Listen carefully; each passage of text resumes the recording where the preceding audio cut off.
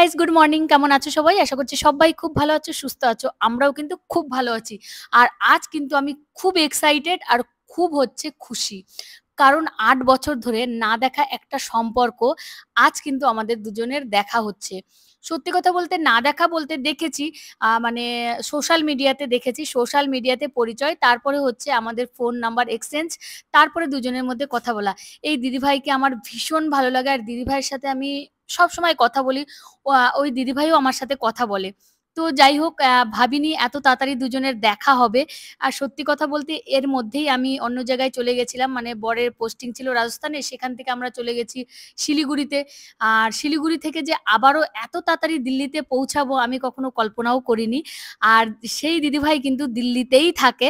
তো যাই হোক, সেই সূত্রেই কিন্তু দেখা। তো এত আনন্দ হচ্ছিল, কি আর বলবো, যে ৮ বছর ধরে আমরা দুজনে যে সম্পর্কটা টিকিয়ে রেখেছি, না দেখেও যে এত সুন্দর সম্পর্ক হয়, সেটা আজকের আমি তোমাদের সাথে শেয়ার করব। যে না দেখে, না বুঝে, না শুনেও কি সুন্দর সম্পর্ক টিকিয়ে রাখা যায়। যখনই আমি সোশ্যাল মিডিয়াতে ভিডিও আপলোড করেছি যে আমি ফাইনালি দিল্লিতে পৌঁছে গেছি, তখনই দিদিভাই আমাকে কমেন্টস করেছে, মেসেজ করেছে যে হচ্ছে, "তুমি কোথায় আছো? লোকেশন পাঠাও, আমি তোমার সাথে দেখা করব।"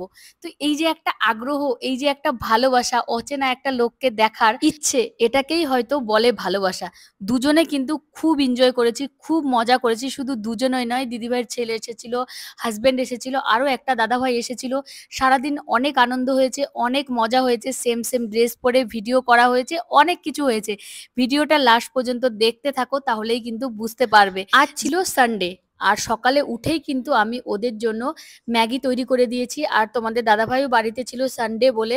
তো এই যে দেখো, ইনিও খাচ্ছে, এরাও খাচ্ছে। ভীষণ আনন্দ করে কিন্তু ম্যাগি খায়। আমার দুটো ছেলেমেয়েই ভীষণ পছন্দ করে।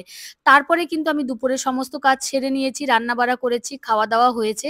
আর এখন কিন্তু বিকেলের টাইম। এখন কিন্তু দিদিভাইরা চলে এসেছে আমাদের নিচে। আর দেখো, হালকা, হালকা কিন্তু বৃষ্টিও রয়েছিল আজকের দিনে। সকালের দিকে কিন্তু প্রচুর বৃষ্টি ছিল। তো একসময় ভেবেছিলাম হয়তো দিদিভাইরা আসতে পারবে না, এত বৃষ্টি পড়ছে। তো যাই হোক, বিকেলের দিকে কিন্তু বৃষ্টিটা কমে যায়। আর ফাইনালি দেখো, ওরা কিন্তু নিচে চলে এসেছে, এই যে আসছে। ভীষণ খুশি লাগছে, অনেক আনন্দ লাগছে যে আজকে দেখতে পাবো। আর দিদিভাইকে কিন্তু আমি বলেছিলাম যে এই ড্রেসটা পরে আসবে। আর আমার কাছেও সেম একটা ড্রেস আছে, দুজনে পরে একটু রিলস বানাবো। আর এই দিদির ড্রেসটা দেখেই কিন্তু আমি ড্রেসটা নিয়েছিলাম। আমার তো ভীষণ ভালো লেগেছিল ওই ড্রেসটা। আর যখনই দিদিকে দেখেছিলাম, সঙ্গে, সঙ্গে বলেছিলাম, "দিদি তুমি লিঙ্ক পাঠাও, আমি এই ড্রেসটা নেবো।"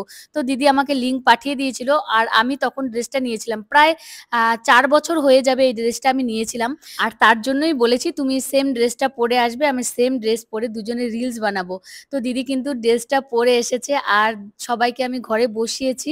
আর দিদিকে বললাম, "দাঁড়াও একটু ঠান্ডা দিয়ে দিই। প্রচন্ড গরম দিল্লিতে, সব্বাই জানো তোমরা।" তো যাই হোক, একটুখানি ঠান্ডা দিলাম। আর এই মুহূর্তে তোমাদের দাদাভাই বাড়িতে ছিল না। হঠাৎ করেই সানডের দিনে ওকে ডেকে নেওয়া হলো। তো যাই হোক, ও চলে আসবে ১ ঘন্টার মধ্যেই। আমি কিন্তু সব্বার জন্য চা করে নিলাম। দিদির হাসব্যান্ডও কিন্তু এখন চলে এসেছে। তোমাদের দাদাভাইও চলে এসেছে। মানে সব্বাই এখন চলে এসেছে। আর দেখো, চা করা হয়ে গেছে। দিদিও কিন্তু পুরো হেল্প করেছে। শুধু তাই নয়, বাসনও মেজে দিয়েছে। কিন্তু সেই ক্লিপটা আমার কাছে নেই। কারণ অনেকগুলো ক্লিপ আমার মোবাইল থেকে ডিলিট হয়ে গেছে। তার জন্য আর দেখাতে পারলাম না। দিদি কিন্তু আমাকে অনেক কিছু হেল্প করে দিয়েছে। আর এবারে কিন্তু সব্বাই মিলে একসঙ্গে বসে চা খাবো আর একটুখানি গল্প করব। ভীষণ আনন্দ হচ্ছে। দাদাভাই কিন্তু ওইদিকে এসেছে। দাদাভাই ড্রেসে আছে বলে আমি দাদাভাইকে দেখাতে পারলাম না। তো যাই হোক, আমরা এদিকেই বসে আছি সব্বাই মিলে। আর এই যে দেখো, দিদি আর আমি এবারে চা খাবো এদিকে বসে। আর এবারে একটুখানি গল্পও হবে। অনেক দিনের অনেক কথা জমে রয়েছে, সেইগুলো হবে। তো ভীষণই আনন্দ লাগছিল সব্বাই মিলে একসাথে অনেকদিন পরে।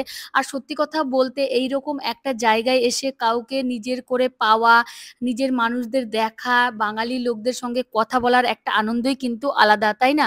তো যাই হোক, আমরা চা-টা খেয়ে অনেক রকমের গল্প-টল্প করে চলে এসেছি কিচেনে। আর আমি রান্না করছি চিকেন, আর ডাল, আলু ভাজা, পাঁপড় ভাজা। আর হচ্ছে এদিকে দেখো, এই যে ভাত বসাবো। আর হাঁড়িটার অবস্থা দেখতে পাচ্ছ? তোমরা তো দেখেইছো যে আমার জিনিসের যা অবস্থা ছিল, আর সেই সূত্রে হাঁড়িটাও এরকম হয়ে গেছে। তো যাই হোক, আমি গরম জল বসিয়ে দিয়েছি। আর এটা ছিল বাসমতি রাইস। তো তার জন্যই আমি গরম জল করেছি। আর চালটা একটু হালকা ভিজিয়ে নিলে ভালো হয়। তো যাই হোক, আমি চিকেনটা বসিয়ে দিয়ে তারপরে হচ্ছে দিদি দেখো কতগুলো মিষ্টি এনেছে। এই দেখো, গোলাপ জামুন। তো যাই হোক, সব্বাইকে মিষ্টিটা দেওয়া হবে। তার জন্য কিন্তু প্লেটে সার্ভ করা হয়েছে। দিদি এবারে নিয়ে যাবে। আমি প্লেটে, প্লেটে বেড়ে দিচ্ছি। দিদি শুধু নিয়ে, নিয়ে দিচ্ছে সব্বাইকে। সব্বাই একসাথে গল্প করছে, খাচ্ছে। আনন্দ হচ্ছে, বাচ্চারাও খেলাধুলা করছে, ভীষণ ভালো লাগছে। আর দিদি কি বলছিল এখানে যে ৮ বছর ধরে সম্পর্ক আমাদের। তো আজকের সাকসেস হলো, আমরা দুজন দুজনকে দেখতে পেলাম। খুব আনন্দ হলো, খুব ভালো লাগলো, খুব মজা করলাম। এতটা আনন্দ হবে খাই না খাই সেটা বড় কথা নয়। এতটা আনন্দ হবে সেটাই হচ্ছে বড় কথা, তাই না? তো যাই হোক এবারে কিন্তু আমি রান্না বাড়া কমপ্লিট। এখন ঘড়িতে প্রায় ৯:৩০ বেজে গেছে। তো সব্বার জন্য আমি ভাত বেড়ে নিয়েছি। দেখতেই পাচ্ছ এই যে। আর জানোই তো এখানে আমরা দুজন থাকি। তেমন বড় জায়গা বা তেমন কিছু নেই যে সব্বাইকে একসাথে টেবিলে খেতে দিতে পারবো। তো যাই হোক দিদিরা সবাই নিচে বসেছে। মাম্মাম, দিদির ছেলে। আর টেবিলে কিন্তু বসেছে বরমশাই আর যে আরেকটা দাদাভাই এসে সেই দাদাভাই। আর এই দিদির যে হাসব্যান্ড সে কিন্তু মাঝখানেই খেয়ে দিয়ে চলে গেছে। হঠাৎ করেই তার ডাক এসে গেছে। তো বাধ্য হয়ে সে চলে গেছে। আর ডিউটি থেকেই কিন্তু দাদাভাই এসছিল। তার জন্যই ড্রেস আপ এ ছিল। তো তার জন্য দাদাভাইকে তেমনভাবে আর দেখাতে পারিনি। তো এই যে দেখো ওরা দুজন এখানে খাচ্ছে আর এরা সবাই নিচে খাচ্ছে। তো এই যে একটা মানে মানে সানডে নেই, মানডে নেই, ফান্ডে নেই, কোনো ডে নেই। যখন খুশি তাদেরকে ডেকে নেয়। এই যে একটা সমস্যা না কি আর বলবো। তো আমাদের কিন্তু খাওয়া-দাওয়া একদমই কমপ্লিট। আমি কোনো মেকআপ নয়, কিচ্ছু নয়। শুধু একটুখানি লিপস্টিক লাগিয়েছি আর ড্রেসটা পরে নিয়েছি। সময় ছিল না। কারণ এখন প্রায় 10:30 বেজে গেছে আর আমাদের সমস্ত কিছু হয়ে গেছে। ভাবলাম এখন একটুখানি রিলস করব। রিলস করার পরেই কিন্তু দিদিভাই চলে যাবে। দাদাভাই তাড়াতাড়ি বলছিল যে, "তাড়াতাড়ি চলো, তাড়াতাড়ি চলো।" তো যাই হোক তার জন্যই কিন্তু সমস্ত কিছু রেডি। আর এই যে দেখো আমরা রিলস বানাচ্ছিলাম। ভীষণ ভালো লাগছিল। কি যে আনন্দ হচ্ছিল সেটা আমি কাউকে বলে বোঝাতে পারব না যে এতদিনের একটা না দেখা সম্পর্ক আজকে দেখলাম। আর এতটা ভালো লাগলো যে মানে যেন কতদিনের পরিচয়, কতদিনের চেনা কি আর বলব। দেখতেই পাচ্ছ আমাদের দুজনের অবস্থা। তো দেখো আমরা রিলস বানাচ্ছিলাম আর বরমশাই আর যে দাদাভাইটা ছিল সে দেখছিল এত হাসি পাচ্ছিল। কি আর বলবো। আর দেখো বর আমাকে কত হেল্প করছে। আমরা খেয়ে দিয়ে সমস্ত কিছু ছড়িয়ে ছিটিয়ে রেখে আমি দৌড়ে চলে গেছি রিলস বানানোর জন্য। আর বরমশাই কিন্তু সমস্ত কিছু সরিয়ে এঁটো মুছে-টুছে সমস্ত কিছু কমপ্লিট করে দিয়েছে। আর যাই হোক সবাই কিন্তু এবার বেরিয়ে পড়েছে যাওয়ার জন্য। ভীষণ আনন্দ হলো। চিরস্মরণীয় রইলো এই দিনটা। কি আর বলবো। জানি না আবার কবে দেখা হবে। কিন্তু খুব আশা রাখি যে দিদিদের বাড়িতে যাবো, আবারও দেখা হবে। সুন্দর একটা সম্পর্ক থাকবে সারা জীবন। যেন এমনভাবেই সারা জীবন সকলের সাথে হেসে, খেলে, নেচে, গেয়ে কাটিয়ে দিতে পারি। ঈশ্বরের কাছে এইটুকুই প্রার্থনা যেন সব্বাইকে আপন করতে পারি। যদিও আমি সবাইকে আপন করতে পারি না। আর চাইলেও সবাই আর আপন হয় না। সবাই শুধু আমার মধ্যে দোষই খোঁজে। তো যাই হোক বলে না আপনের চেয়েও পর ভালো। তো সেটাই আজকে প্রমাণিত হলো যে আপন কিছু মানুষের চেয়ে পর কিন্তু অনেক ভালো। তো দিদিভাইকে আমি ভীষণ ভালোবাসি। ভীষণ ভালো লাগলো। অবশ্যই দিদিভাইদের বাড়িতে আমি যাবো খুব তাড়াতাড়ি। আবারও আমার ব্লগে দিদিভাইকে কিন্তু অবশ্যই দেখতে পাবে।